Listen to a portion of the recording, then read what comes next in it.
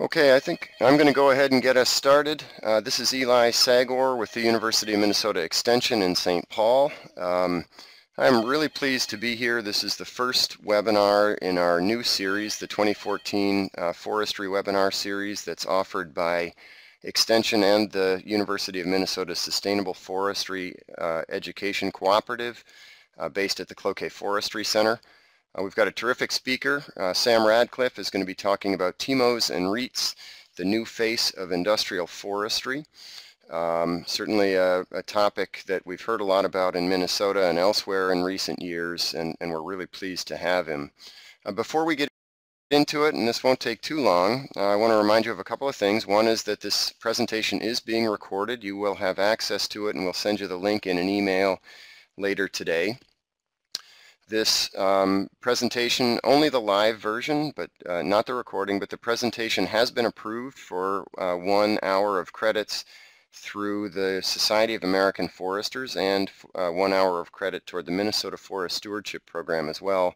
I will be sharing links to those forms that you'll need to fill out later in the presentation.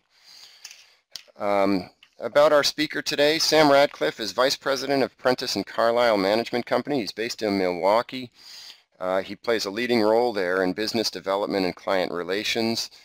Before Prentiss Carlisle, he was with George Banzaf and Company for 17 years. He was their chief timber industry analyst there for a number of years.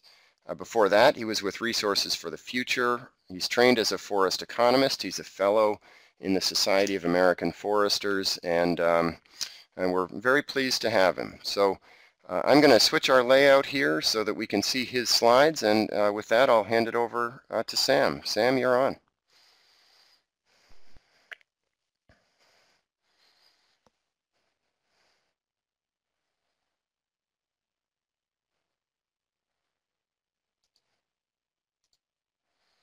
And maybe not. Sam, have you hit your talk button? I'm not hearing you.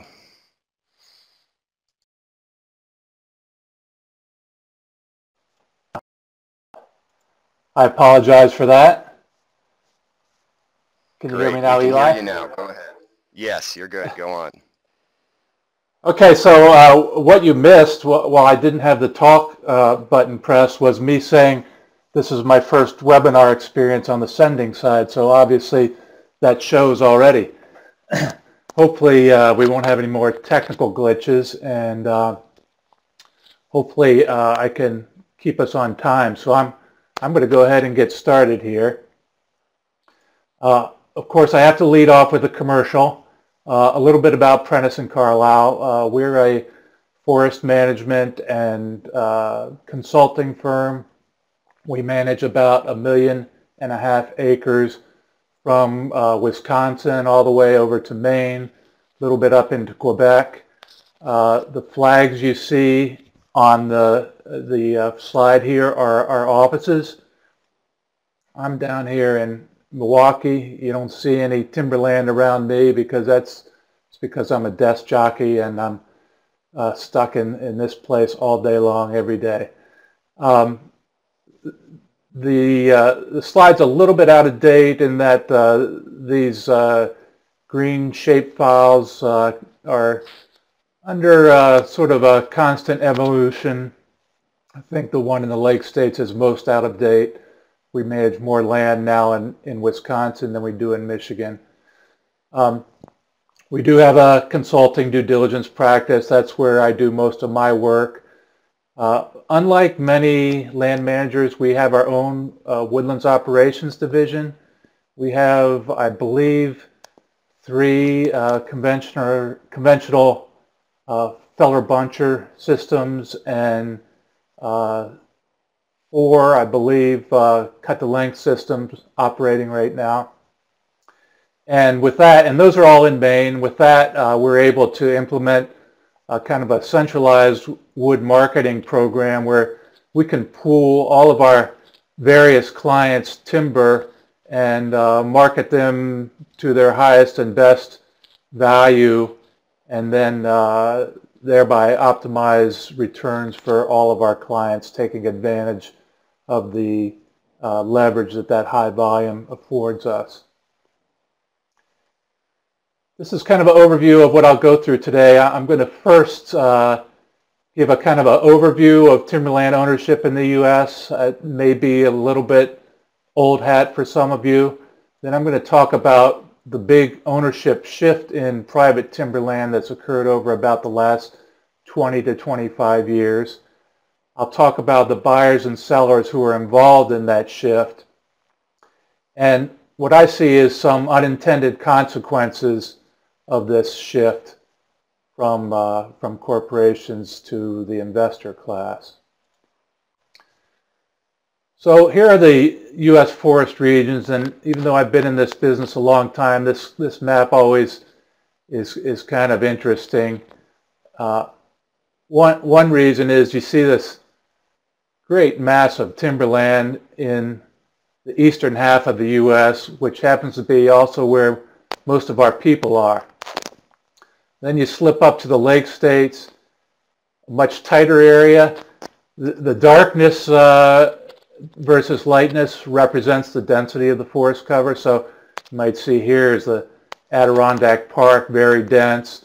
Throughout northern Minnesota, northern Wisconsin, upper peninsula of Michigan, it's pretty unbroken forest cover, not a lot of agricultural, as compared to the south where ag lands are mixed in with timber, even in the most productive timberland areas. Then when you get out west, again, some fairly dense forests, not a lot of land use competition, with some exceptions. But also notice a fairly large amount of timberland in the Rocky Mountain states, which a lot of people, maybe not in this audience, but certainly civilians, don't recognize. So here's the timberland area by region. These first two bars, the lake states and what we call other north, pretty much the operating region for Prentiss and Carlisle that I showed on the map earlier. These two very large bars together represent the entire U.S. South, and that of course is the biggest area of timberland. And then as we go out west, start to decline. Again, a lot of civilians would think, be surprised at how low Alaska is. One thing I should mention is we're talking here about timberland as opposed to forest land. There's a difference. Forest land would probably include national parks, wilderness areas, other conservation type areas that haven't been specifically allowed to have timber management on them.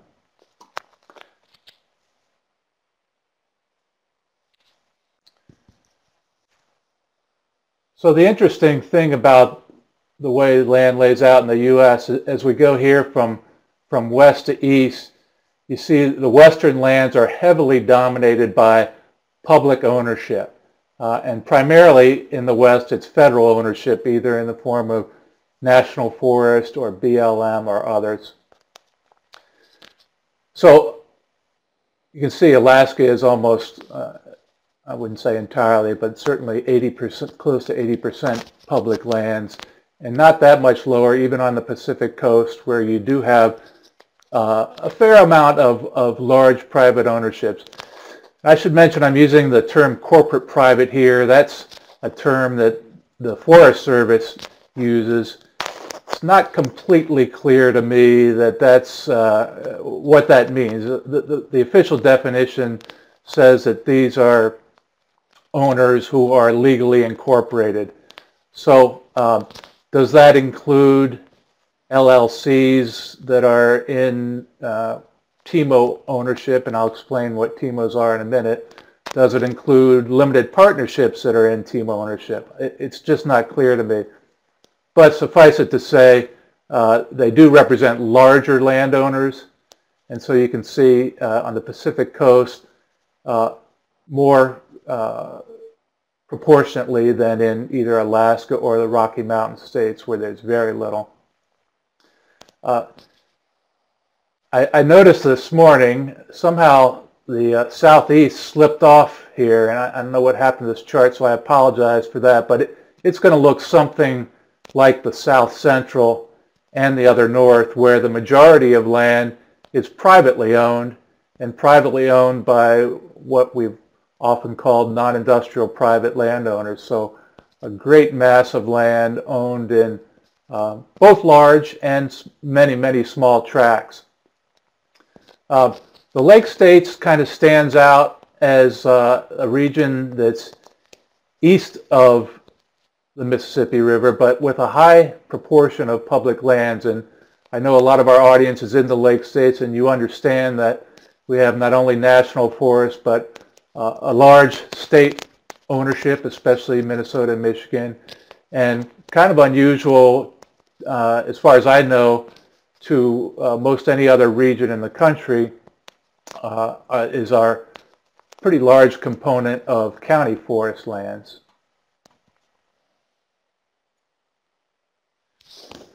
So what's this big shift that we're talking about? Well, going back in the day, a large portion of what we called U.S. industrial forest was owned by the vertically integrated paper companies. And for a number of reasons, which we'll get to, over the last 20 years, that ownership has moved from the large forest products corporations to pure timber investment oriented buyers. And we'll talk about them, the TIMOs and REITs. So since 1996, about 40 million acres of timberland have been involved in this shift. And just this past fall, 500,000 acres of Midwest-Vaco timberlands in the south were acquired by Plum Creek, which is a timber REIT.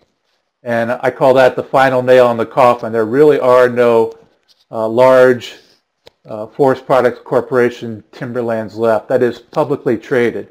There are a couple larger ownerships in the West that you would consider forest products industry, but they are not publicly traded corporations.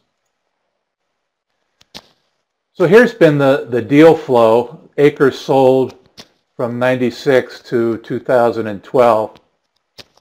It's been a bit of an up and down story. Kind of interesting that when the stock market tanked, 2000, 2001, deal flow for timberlands dried up. When the market tanked in 2008, toward the end of 2008, deal flow for 2009, 2010 really dropped off. 2006, excuse me, was the high point, and that was the year International Paper itself sold over 6 million acres, just about completely divested itself of all its timberlands. Had been one of the, if not the largest timberland owner, private timberland owner in the country, is now down to 0 acres. So where did this happen? Well, in the early part of this shift, in the early 1990s, the South and the Pacific Northwest were the places that the investment buyers wanted to go. Why? It was almost entirely focused on softwood plantations. This was an easy model for their investors to understand. It involved intensive management regimes, high return on investments. These are regions that I call data rich. They are data rich both in terms of the amount, the body of research in growth and yield, the body of research in timber management, and also the transparency of timber prices. There's a long history of timber price data available to gauge the market. And importantly, there were abundant deal opportunities in this region. These were the areas where, of course, the forest products corporations were focused for these very reasons. The Northeast sort of came later, and I'm primarily talking about Maine was the big area that was invested.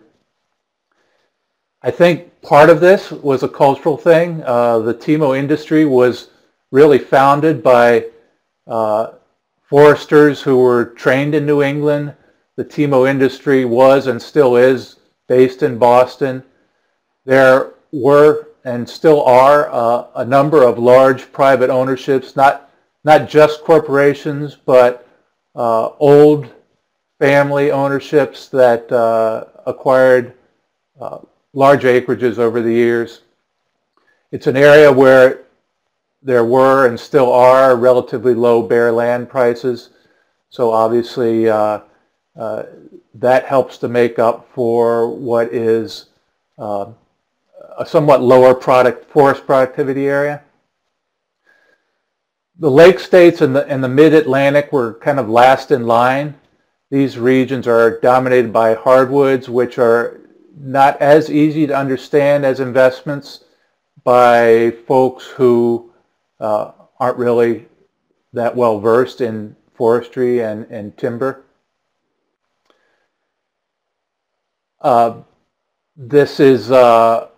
These are what I call data poor regions, just as I talked about the South and PNW being data rich in terms of growth and yield research and so on. In the lake states especially, I think we're operating with very limited data on growth and yield. A lot of the work that's still relied upon goes back to the 1950s. And at least in the lake states, not so much in the mid-Atlantic, there was and still is a limited universe of deals. You remember that slide that showed the lake states has a pretty high proportion of public lands, which makes it, and also a relatively small portion of large private ownerships. And there's a scale issue here. The kind of deals that we're going to be talking about and that were involved with this big shift were generally at a minimum 10,000 acres up to the blockbuster deals of several million acres each. So this is kind of the picture of the lake states just over about the last 15 years. When we look at this in 1999, the TIMOs, which I realize I haven't identified yet, it's an acronym for Timberland Investment Management Organizations, and I'll explain what that means in a minute. Hardly owned anything in the lake states. Now the largest group of private landowners. The timber REITs, and that's real estate investment trusts, didn't even exist in 1999 in this region. Now the second largest. There is a group of large private landowners, again, old families, different kinds of organizations. In this case, they've actually declined in acreage since 1999. Some of these large ownerships were purchased by the TIMOs and REITs. But of course, the big shift we're talking about is the movement from industry, which was the big landowner in 1999 and barely exists in the region today.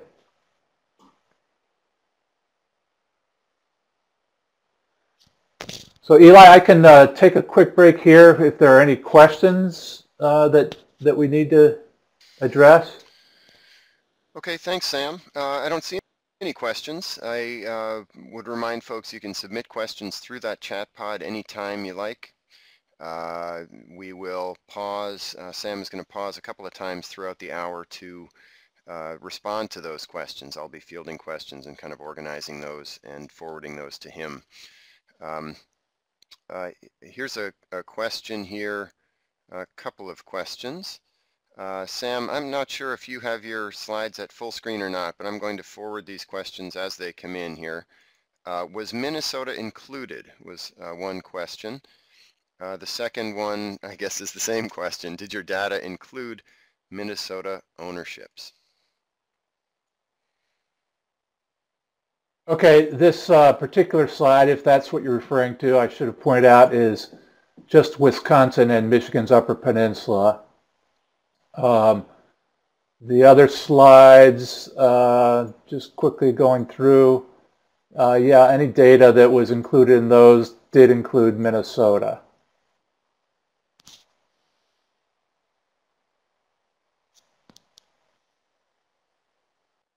Okay, I am not seeing any other questions at this point, so I'm going to suggest that you continue along with the presentation.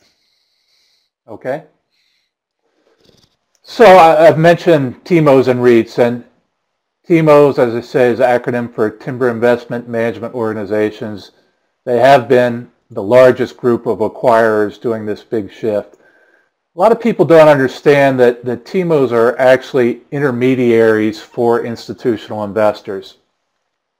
And by institutional investors, I mean pension funds, university endowment funds, insurance companies, primarily tax-exempt organizations who are looking to add timberland to their investment portfolios. The TIMOs are asset managers. They are therefore intermediaries. As I said, their job is to raise money and then go out and make deals. And so this is really where they earn their penny. And it's a pretty competitive business, both on the fundraising side and on the increasingly become an impossible business on the deal generation side.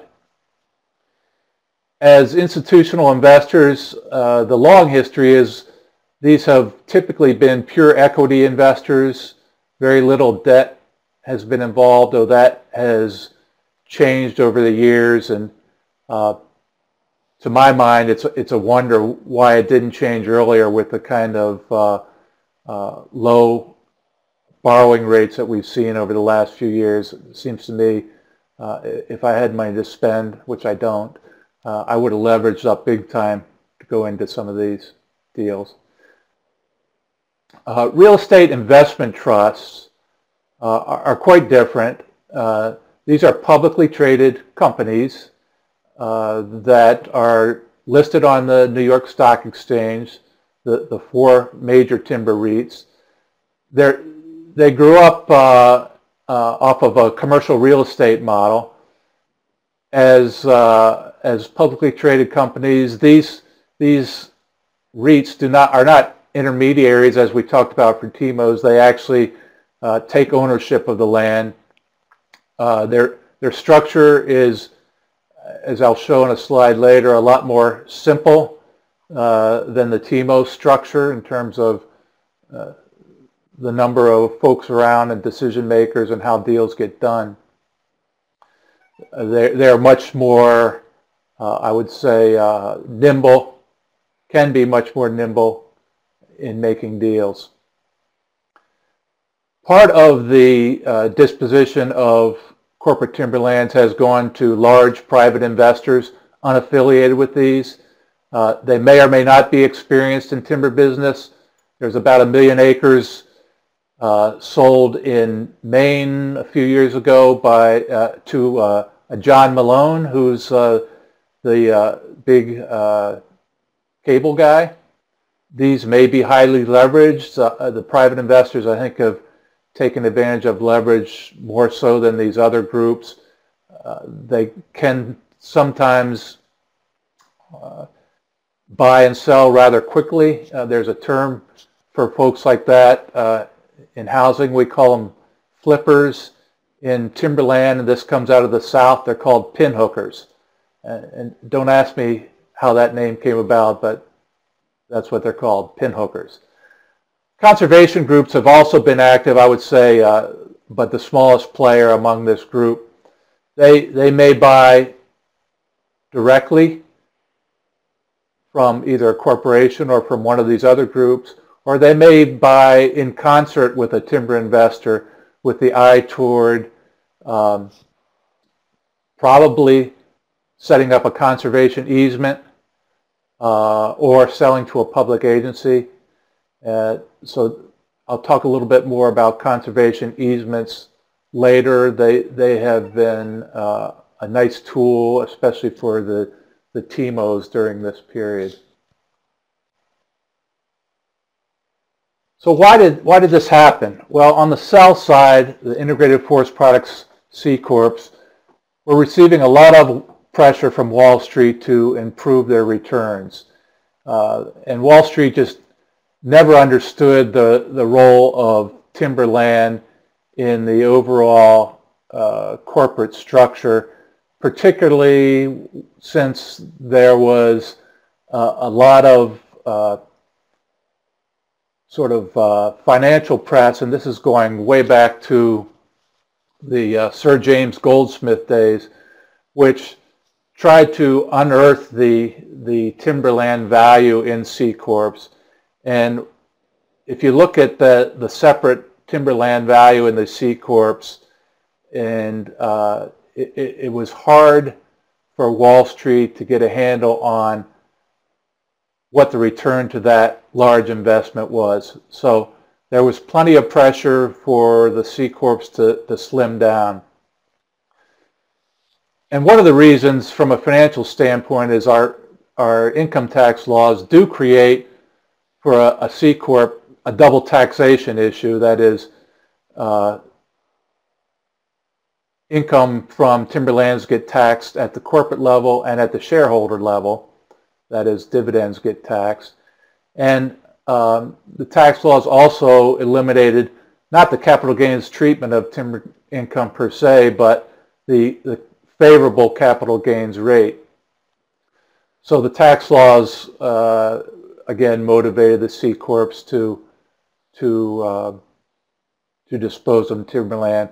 Our accounting laws, generally accepted accounting principles, prevent the reporting of unrealized gains. So timberlands were carried at book value.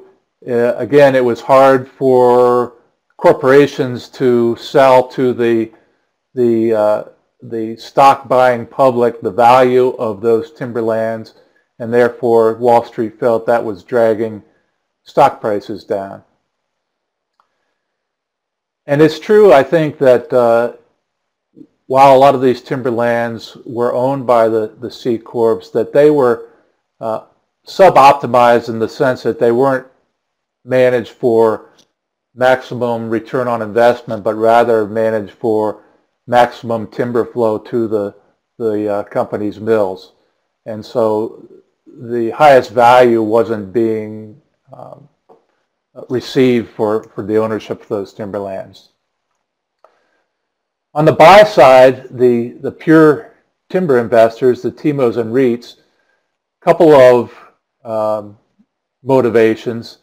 On the TIMO side, the big one was the so-called ERISA Act of 1974 mandated diversification of pension portfolios and allowed pension funds to own real assets so long as they were owned in a passive fashion.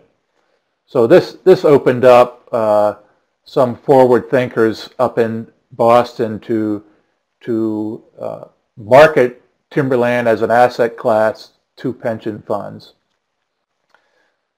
On the REIT side, there was a ruling in 1999 that allowed timberland to be held in a REIT. Prior to that, it had only been commercial real estate. So this opened the door, and the big giant that walked through that door at first was Plum Creek Timber Company.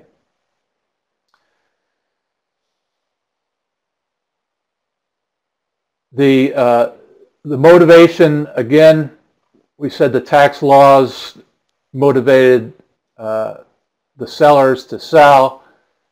The buyers, on the other hand, as I said, were mostly institutional tax-exempt funds or tax advantage. That is, REITs are tax advantaged in that there's the double taxation issue doesn't arise. Income flows through and is taxed at the shareholder level. So that's a big advantage if you look at the cost of owning timberlands. If you don't have to pay an income tax on the income generated from timberlands, you can afford to pay more for timberland than could a C Corp, for example. And finally, on the buy side, the timberland investment characteristics, which we'll talk about, fit the needs of the investment portfolios who were the buyers. So what are these investment characteristics? These are things that that investors look at in all types of investments, not just timberland. Return on investment, non-correlation or diversification potential with other investment types, and inflation hedge. So we'll take a quick look at all of those. In terms of competitive returns, I borrowed a few slides from the Campbell Group, and I should note that all of these URLs in this presentation are live. If you were to click on this, it would take you to the Campbell Group website, and you'll see some of these charts and a lot of other good information on their website. Campbell Group is one of the larger TIMOs. So 1987 to 2012, NCREIF, the Total Timber Index. NCREIF is the National Council of Real Estate Investment Fiduciaries, and they have created a timberland index to monitor returns. So obviously timber has outperformed a lot of things over this period, including the S&P 500. This is a commodity index and a bond index. Somewhere in the neighborhood of 12.5% annual over that period. But interestingly enough, if you look at 2013, the timber index was probably down about here, and S&P 500 was probably about here. So while this is a long-term picture, it doesn't happen every year. And in fact, the picture for timberland is not as bright as it used to be. You can see this trend line here is distinctly negative, to the point where right now we're in the neighborhood of 5 to 6% annual returns. These are quarterly returns, so an annual return would be somewhere up in here. And probably, as I see it, not going to climb this slope again. The deals that were done back in the early period were deals where I'm not going to say the buyers were uninformed, but the market was not as transparent as it is now. So there were plenty of arbitrage opportunities, and the TIMOs being run by smart people took advantage of that. So non-correlation, why is that important? Timberland is, as we move to this side, it shows a positive correlation. To this side is a negative correlation.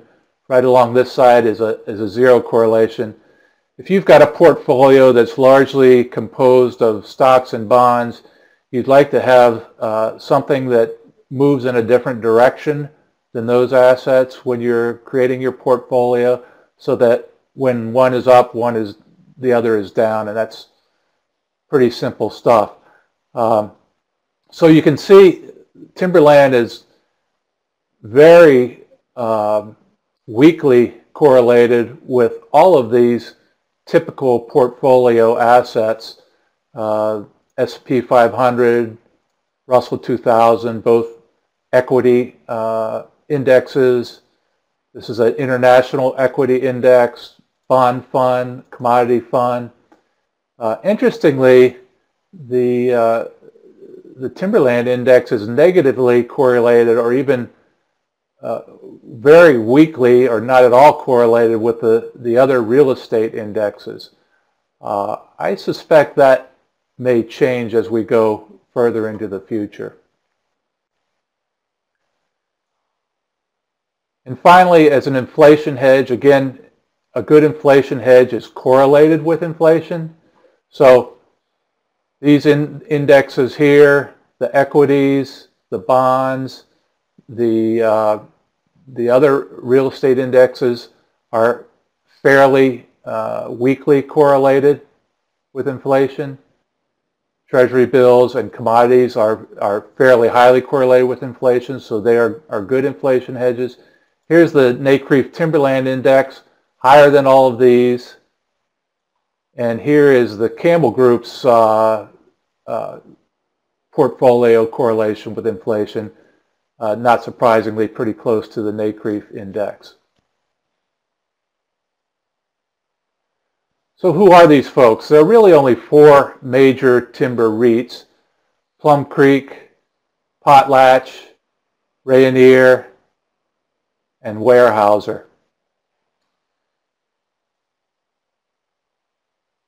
And so I've thrown up here, this is market cap in billions of dollars as of last week.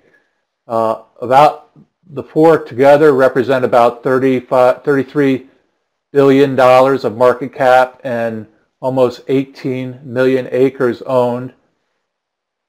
And I might mention that Rayonier, some of this acreage is outside the U.S., as is Weyerhaeuser's. Weyerhaeuser also has a significant acreage of long-term timber licenses in Canada. That's not included in this 6.9 million acres. So I did something that I've not seen very often. I don't think I've ever actually seen this. Took the market cap and divided by the acreage, and kind of gives you an idea of the value per acre of these companies. And I'll note that Plum Creek is the lowest, sitting at, Plum Creek and Potlatch are about the same, a little over $1,000 an acre. Just last fall, Plum Creek purchased from Midwest Vaco about 500,000 acres for $1,700 an acre. So if you exclude that, this number gets even lower. Also note that Weyerhaeuser is the highest. Weyerhaeuser has a significant presence in the Pacific Northwest, more so than any of these other REITs, where land and timber are much more highly valued. Weyerhaeuser recently picked up about 645,000 acres, I believe it was, from Longview for over $4,000 an acre. So again, if you take out that transaction and look at the rest of what Weyerhaeuser owns, it gets down to kind of a reasonable number, in my opinion. So here are some of the major TIMOs, and each of these owns in the manages in the neighborhood of 2 to 3 million acres. I've got, let's see, 7 listed. They are probably in the neighborhood of 20 pretty active TIMOs in the U.S. So we've got 7 here representing 2 to 3 million acres each. This is roughly 20 million acres, about comparable to the acreage in the timber REITs that we just showed.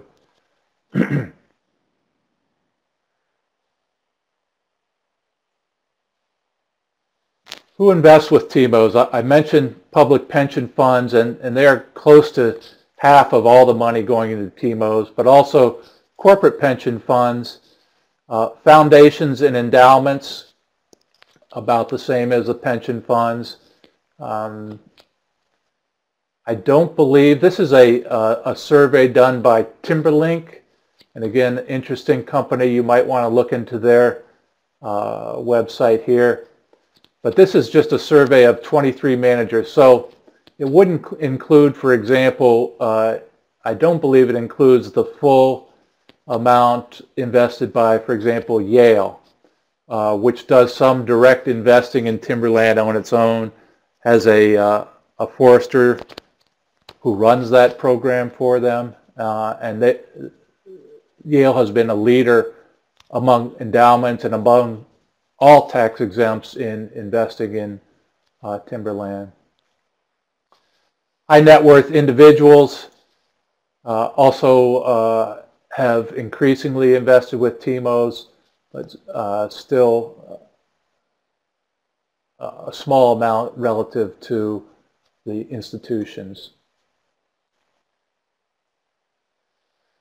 So TIMOs take in money in 2 ways. One, they form funds where they commingle different investors' funds, and the fund as a whole makes the acquisitions of timberlands, or they take in money from individual investors as separate accounts, and the separate account investor would directly take ownership of the timberland. The reason I even bring this up is whether it's a separate account or a fund has some bearing on how the timberland gets managed, what the investment horizon is. When you're a separate account owner, you're much more flexible in terms of buying and selling.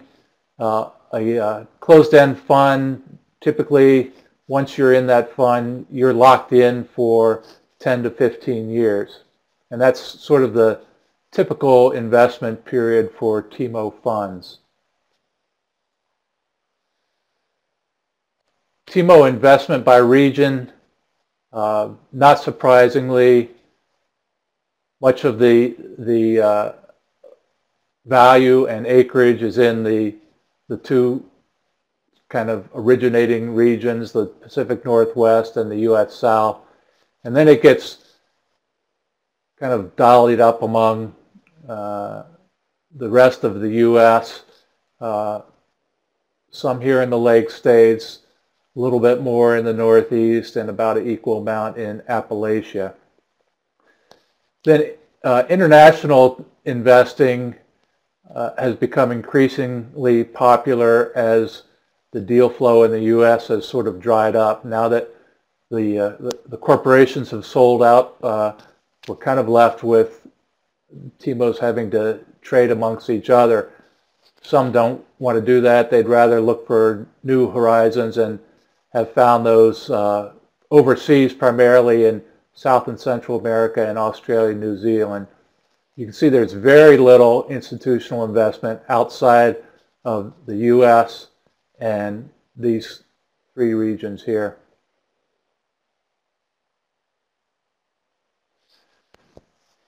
So this is, I mentioned that the TIMO investment structure is a little bit complicated, and I'll try to not complicate this too much, but let's start up here with the investor itself. The institutional investor usually has a general investment consultant that advises on portfolio structure, asset selection, and asset manager selection. And this is kind of where a timber allocation originates.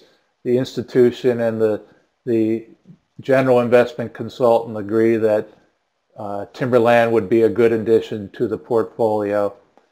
The investor may also confer with a timber investment consultant, particularly helping in asset manager selection, and once this investor is invested in sort of an auditing function. But the investor goes then to the TIMO and says, here's, and typically it would be a $25 million chunk. Go find me an investment.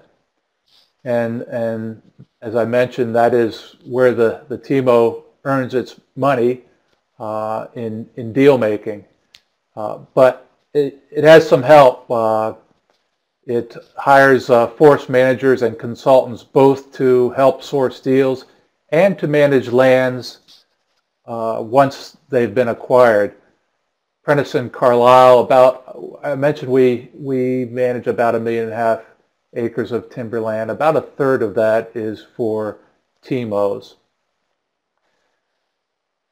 TIMOs also have pretty strong relationships with timberland appraisers. That's what I do all the time.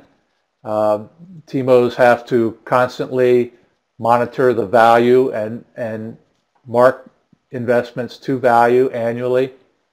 And then, of course, you have auditors, and they audit the TIMO books, they audit the investors' books, and consequently, I, as an appraiser, often get questions from auditors. So there's this whole infrastructure around the TIMO investments, and so there are a lot of voices And it sometimes, from an insider perspective, doesn't look like the most efficient way to go about things, but it has to happen that way because of the institutional investors' fiduciary duties and the need for third-party advice and activity at various levels. So Eli, I think we can take another break here, and we're not too far off schedule, I think. Great. Thank you, Sam. I don't see any questions that have come in so far, so I guess you're a very clear speaker. Folks can submit questions. Either that or everybody's too confused. Yeah, right. Yeah, you're either extremely clear or the opposite. Here comes a new question. I'll just forward that on. How does this structure compare to integrated C Corp forest companies? Well, the structure of the C Corp companies on the timberland side probably are not a lot different than what you see in today's REITs. That is, you have a timberland division or a natural resource division. You have probably regional managers within that. You have a lot of foresters, but it's kind of the structure you would see in any sort of corporation where decisions are made on the ground that flow up to divisional managers and regional managers and flow down from the corporate board through executive management to those managers. So, I think probably everyone in the audience is familiar with forestry management organizations, and C Corps and timberland REITs just have their own organizations that are making independent decisions. Obviously they have corporate auditors, but they're not burdened with having to deal with these wild-eyed appraisers. They may or may not use consultants, but probably not for management, more so for projects like inventory and so on. They do not have these sorts of things. They have investors, but those investors are shareholders rather than an investor that you can recognize and pick up the phone and talk to. So their investors are represented by the board of directors. Sam, thank you. And we've now got a couple of other questions coming in. First from Cloquet, our broadcast site there. Is there any TIMO or REIT activity in Europe?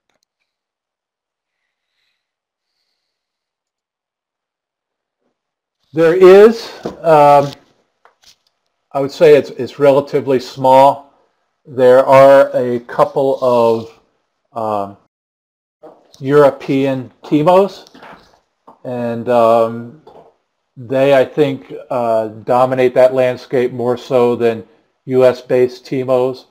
And I'll have to say I'm not completely familiar with them. I will say that our company was contacted by a European TIMO, or I should say soon-to-be TIMO, a couple years ago, who were interested in raising money and investing in U.S. timberland. And we see more and more, I shouldn't say we see more of that, we hear more talk about that.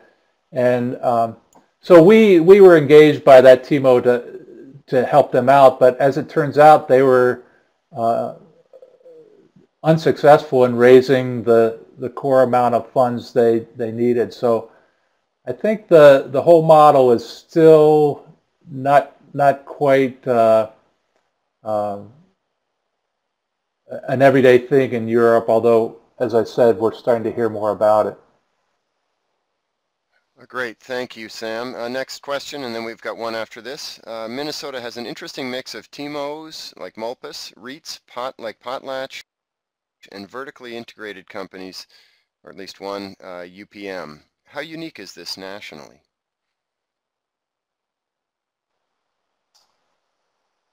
Oh, I would say it's mostly unique because there still is one vertically integrated company. But for example, in Wisconsin, both Potlatch and Plum Creek are owners. There's a handful of TIMOs throughout the South. All of the REITs, and I would say all of the major TIMOs are involved. So you do see that kind of mix in every region.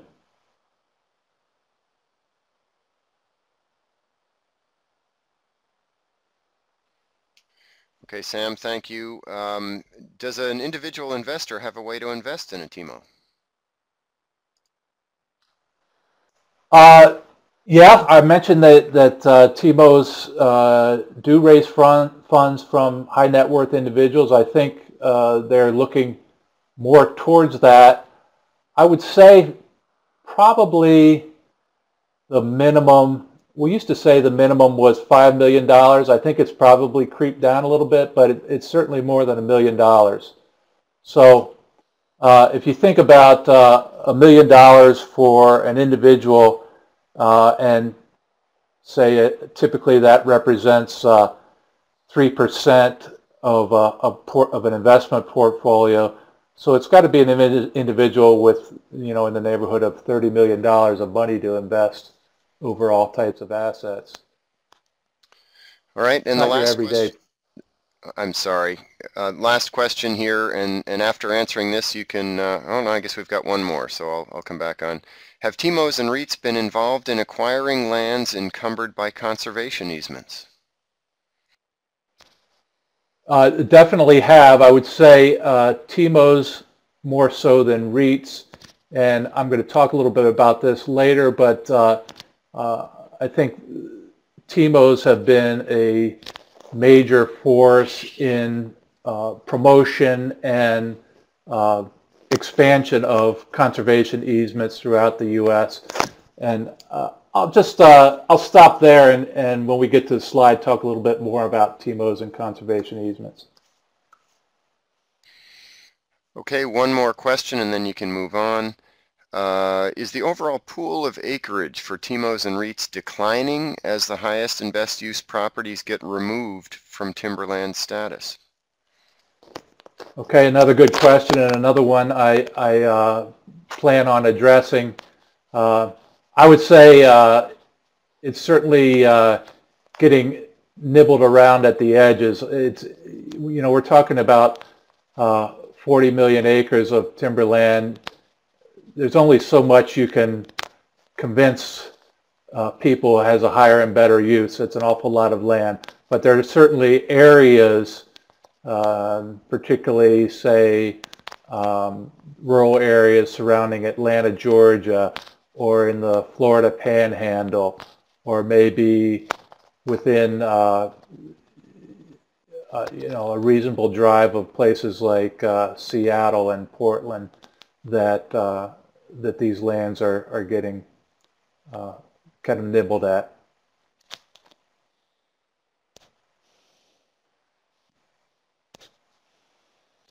So shall I move on, Eli? Yes, go ahead. Okay. Yes, go ahead. I think we have the potential here of running a little bit late. I hope folks can stay on. So I want to go through a number of what I call unintended consequences of this whole shift of timberland from corporations to the investment entities. Management intensity, I'm talking about forest management intensity on the ground, I think has declined somewhat. I believe there is an increased emphasis, especially by the TIMOs, on cost control. If you're in an investment, say you're in a closed-end fund that you're going to be out of in 10 years, you probably don't want to put money into the ground that's not going to pay any dividends and may not get a valuation kick for greater than 10 years. So there is a greater emphasis on cost control. For example, fertilization maybe 10 years ago was quite big in the South. It was kind of a routine management practice. It definitely produces faster growth, larger trees. But a number of the TIMOs came to realize, yeah, I know that's going to help, but in 10 years, is the appraiser going to recognize that increment? And are we going to be able to recoup the value of that investment within the time frame that we're invested? So that's had an impact. And that's why what I mean by fund life can have an impact. But TIMOs do take both intensive and passive or extensive approaches to management intensity. Some are really state-of-the-art in terms of forest management intensity, especially in the U.S. South. Others kind of watch the trees grow, take what nature gives them, and hope for recouping the return at the end of the investment period. Timber supply to the existing forest products industry, I believe, has become a dicier situation. In the past, when the company actually owned the wood, that was their cheapest source of wood. It was wood they could rely on. It was an asset that allowed them to have leverage in the markets for wood that was not their own. On the other hand, now that the land is owned by what we call the investor class, they are motivated to time their harvest with markets. So as markets go down, these landowners are going to withhold timber from the market. And this creates a problem for mills. And I think it's one of the reasons I've seen particularly in the Lake States, pulpwood markets, while sawtimber markets went down, pulpwood prices remained fairly high, and that's because there just wasn't enough wood getting to the market. It was purely a supply-demand situation, and it was based on the decision by some of the investors to withhold timber from the market. Now, a lot of properties have been sold from the corporations to, especially the TIMOs, with long-term timber supply agreements. And this has helped the mills sort of smooth the transition from having perhaps 20% of their timber supply in a captured situation, but eventually they're going to get to a zero controlled wood situation, and so everybody will be feeling the effects of lack of control over timber supply. And typically there are some timber supply agreements that run 50 years. That's the exception. Most of them run 10 to 20 years. This kind of addresses one of the questions that came up. I think we're increasingly seeing fragmentation of large properties into different ownerships. And it happens in two ways. I call it immediate and creeping. The immediate fragmentation is kind of hidden. What happens is you'll see the headline will be John Hancock buys 100,000 acres of timberland in northern Minnesota. And you say, okay, well, that's nice. Well, first of all, Hancock didn't buy it. Hancock arranged the deal, and one or more of Hancock's investors bought that property. And the key is one or more. What might have actually happened if you go down to the courthouse and look is that 100,000 acres was split among 5 different owners of 20,000 acres each. So that's what I call immediate fragmentation, and you won't see the effects of that right away. Hancock will be managing that probably as a single property for as long as those owners go in. But the second and third generation owners, you're going to start to see different types of management. You might see more of what I call creeping fragmentation. I think this is what our questioner was referring to, where lands that can be sold in the retail market for more than they're worth as timberland investments. And we all know about that in the lake states, where typically 40s and 80s and 120 acre parcels will sell for $1,000 to $2,000 an acre. That's clearly more than a timberland income can support. And so to the extent possible, there's a fair amount of that happening. And that's what I call creeping fragmentation.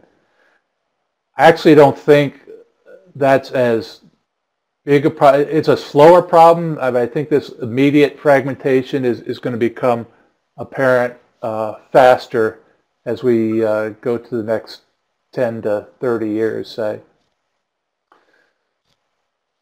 So the higher the price paid for a property, the more likely is parcelization or fragmentation. That's kind of obvious. You have to recoup your investment somehow, and fragmentation or parcelization is a quick way to do that. Conservation easements can address these problems. That is, they allow the owner of these large properties to monetize that so-called higher and better use without breaking up the property. So I think, as I mentioned, conservation easements is on an accelerated trend, largely due to the TIMOs, who have recognized that they can do this monetization, and for their tax-exempt investors, avoid what is called unrelated business taxable income hassles. Tax-exempts have to be passive investors. You can't get into, for example, a real estate sales program without generating unrelated business taxable income, and you have the IRS on you then. A property under a working conservation easement creates what I call more of a pure timber play when you go to resale the property. And so this industry was started on the sort of philosophy that the investor would get into a pure asset play, timber being the asset that would be an asset that is uncorrelated with other markets, other financial markets, and thereby diversify their portfolio.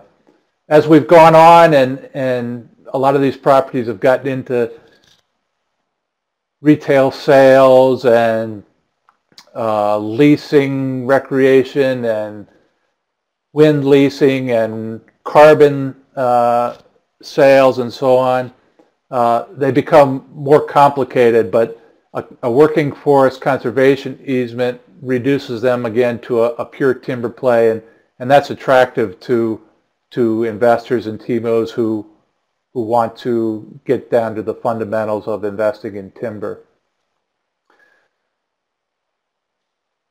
Easements are not all the same. The devil is in the details. Investors have to look very closely at what abilities they have to manage the land and what rights they've given up by entering into an easement.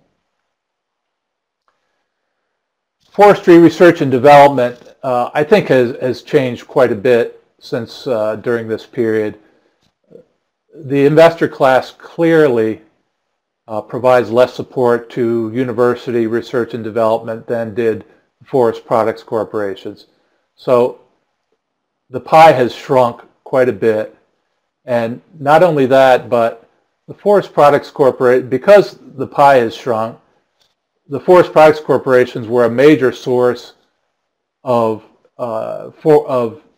funds directed toward research in things like forest productivity,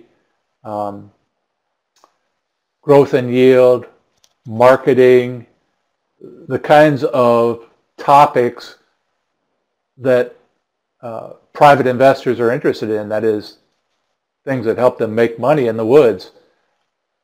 Since that research support has declined, I think the research agenda has kind of change flavors so that now we see quite a bit less, for example, growth and yield research, quite a bit less forest mensuration type research, at least mensuration aimed toward industrial products. And so the research agenda has changed. I think that has slowly trickled into decisions about what's on the curriculum. So ultimately, I think we have, we're producing fewer industrial-oriented or investment-oriented foresters, and this isn't true across all universities, but I think it's true in the majority.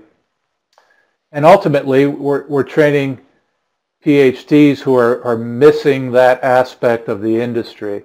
And so long term, I think this does not bode well for improving forest productivity across the U.S. Forest certification, I believe, has become more prevalent. It's become essentially a cost of doing business. That is, virtually all the TIMOs do get third-party certified, and part of it is because the lands they bought were already certified. Corporations did invent and favored SFI, but the new investors, especially the TIMOs, not so much the REITs. The REITs are still involved with SFI. TIMOs, I think, tend to favor more FSC. Part of this is institutions are wary of getting an environmental black eye. You have these movements towards sort of social investing, and while I don't think what the TIMOs do would be called social investing, there is that aspect of it that institutions have their eye on.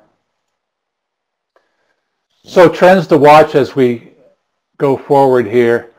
I think increasingly in the U.S. anyway, we have no choice but to see investor entities trading among each other.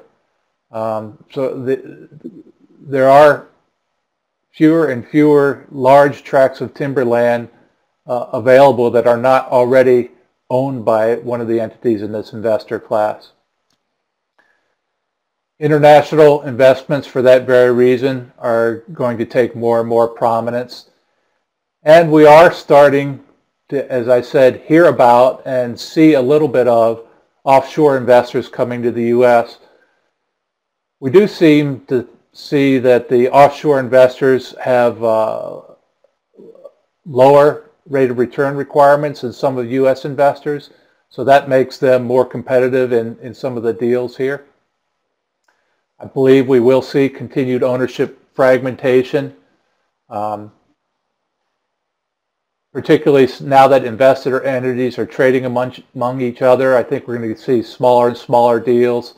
I think the two deals in the last year or so that I mentioned, one acquisition by Weyerhaeuser and one by Plum Creek, were some of the very last of the big deals.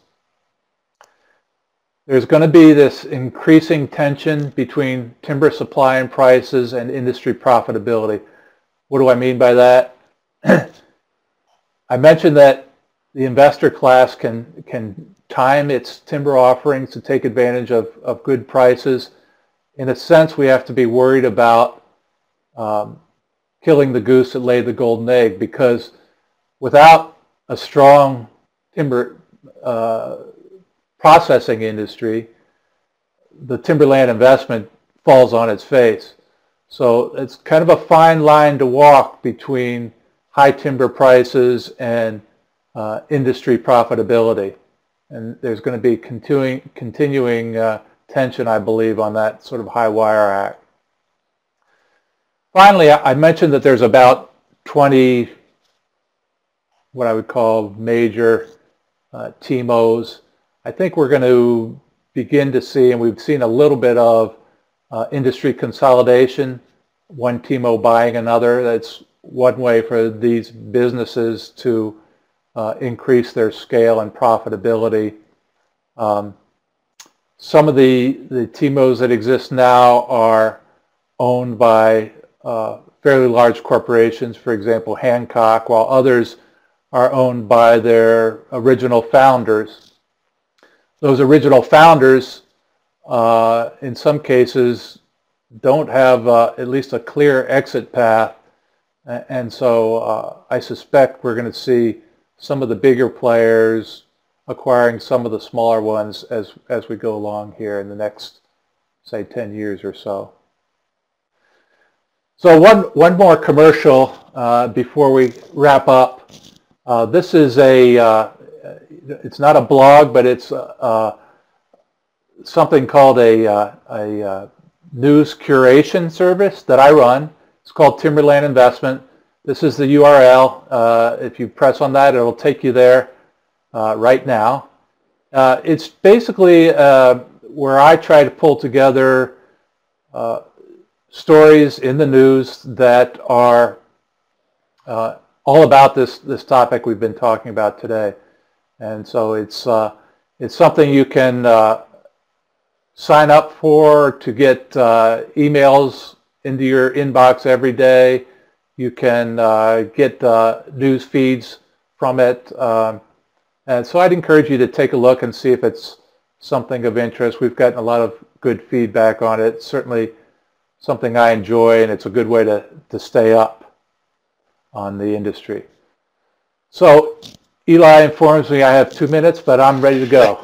Hey, Sam, thank you very much. It was an excellent presentation. We had a lot of good questions. I have shared a couple of links in the chat pod, so any of you who have opted to view your slides full screen, you may want to click that full screen button again at this point to see those links in the chat pod. If you are going to request continuing education credits, we need you to do that very quickly here today so that we can report those as required by the certifying organizations. So you can look for that link. And I also put a link into a very brief, 2-minute evaluation or feedback form. We really would appreciate your feedback, especially because this is the first offering in a new webinar series with Extension teaming up with the Sustainable Forest Education Cooperative. We'd love to hear from you. How did it go? What should we do differently? What did we do well? And so on. We do have a question, and we welcome additional questions here too. The question is, given the trends you outline, is there a need for forest productivity education efforts aimed at investors, managers, and consultants involved in TIMOs and REITs? Well, I think there is, and some universities have picked up on that trend. The most notable example is University of Georgia, who has actually, I think they have a master's program focused specifically at this area.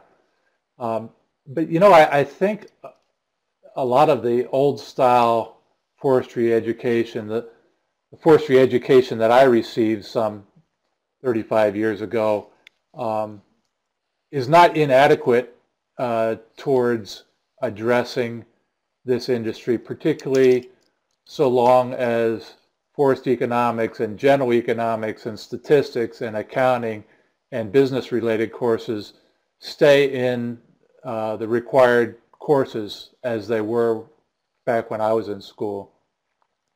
And I think, an MBA on top of a forestry degree certainly would serve kids well for entering into this industry, and that's been true for a long time as well. So the problem I see is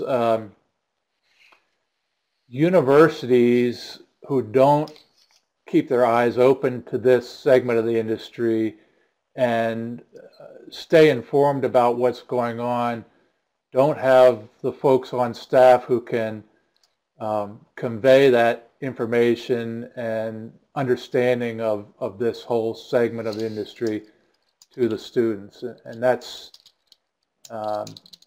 University of Georgia is capitalizing on that. They have a terrific program and they're drawing good students, I think, to the detriment of other university programs. But in other regions, for example, our own here in the Lake States, I don't think there's a very strong emphasis on it. Thank you, Sam. I don't see any other questions at this point. Again, I want to draw your attention to the links that I have shared for our quick evaluation form and also for the continuing education credit request form. Those of you who are watching in a room, we have broadcast sites in Cloquet, Grand Rapids, Duluth, and Rochester. If you are at one of those locations, you're going to need to just make sure to sign in on the forms provided there. The local host can orient you to those. Those of you watching online, you will need to complete that form online as soon as possible. We will need those for sure by the end of the day today. Sam, I want to thank you again. This really was an excellent presentation. I learned a lot, a couple of words in there that I had not heard before, deal flow and a couple of other things. It was an excellent. I apologize. No, hey, that's why we asked you to talk. That was great. It was an excellent presentation. I will be posting the recording very soon here, as I said, as soon as I get it from our tech folks on the other campus. And I want to thank everyone for tuning in. With that, I'm going to sign off. Feel free to send me any questions or comments. I see someone just indicated that the comment link is not opening up, so I will take a look at that and post it here very soon again. So if you're willing to hang on the line for just a moment, I will try to share that. Sam, again, thank you for your time, and I'll now sign off. Thank you. I appreciate it.